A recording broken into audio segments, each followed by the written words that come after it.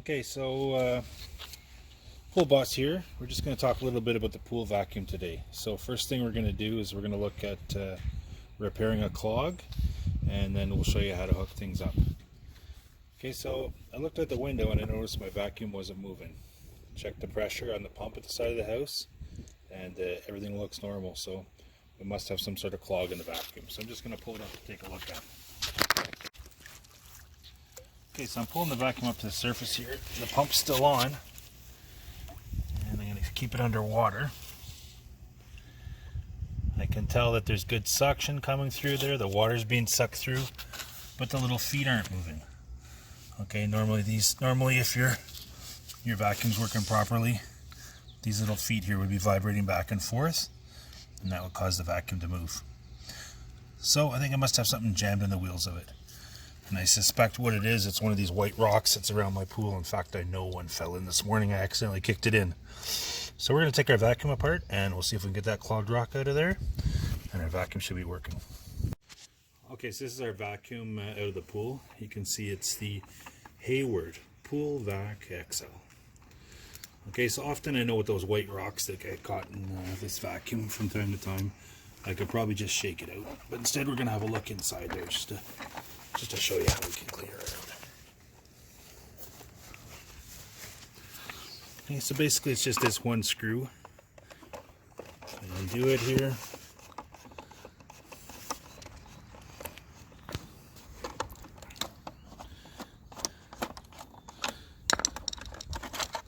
And just pop this whole plate off. So basically what happens when it gets jammed is one of the rocks gets in there and it prevents this wheel from turning, which causes the vacuum to move. So I'm sure there's a rock in there somewhere. We'll just give it a shake. I can hear it, and there it is. There's our rocks come out. And just to check before we close it back up, this should now spin quite freely.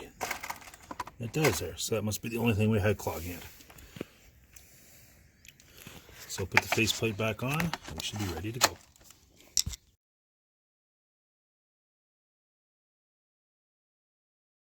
Okay, so we're just going to show you how to quickly hook up the automatic vacuum again. My 9-year-old pool assistant's going to help me with this. It's so simple, he knows how to do it himself. So we've got a hose that comes in 10 segments there. They're all joined together. And one end has a different color, and that's the end we're going to hook on to the top of the vacuum.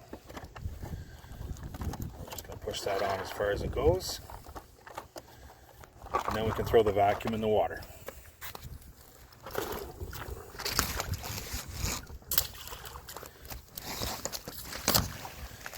Okay, so here's the setup we use here. We keep our filter basket in, and we've just got a cap that goes over top.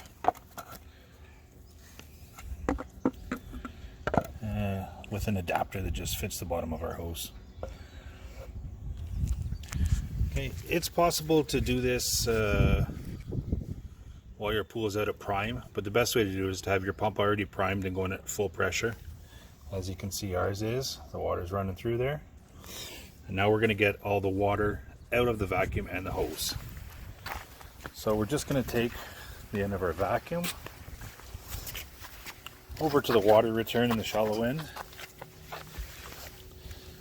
And he's just going to place the hose over the water return. So that's really just pushing water through the system. And as you can see, the air bubbles coming from the vacuum is pushing all of the water out of the hose and the vacuum. And soon our vacuum will start to sink underwater as it has no more air left in it. Now the tricky thing is, we're going to have to keep that hose underwater so that no air gets into it before we hook it up to the pump. So he's just going to walk along, keeping the end underwater the whole way.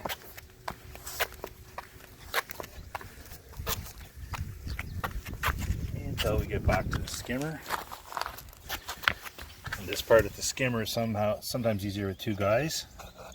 One guy's going to drop the cap in and the other one's going to stick the hose on.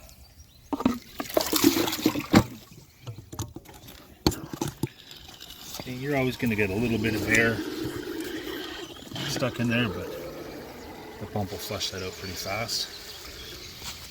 And we can see we did a good job because our pool vacuum is away and running.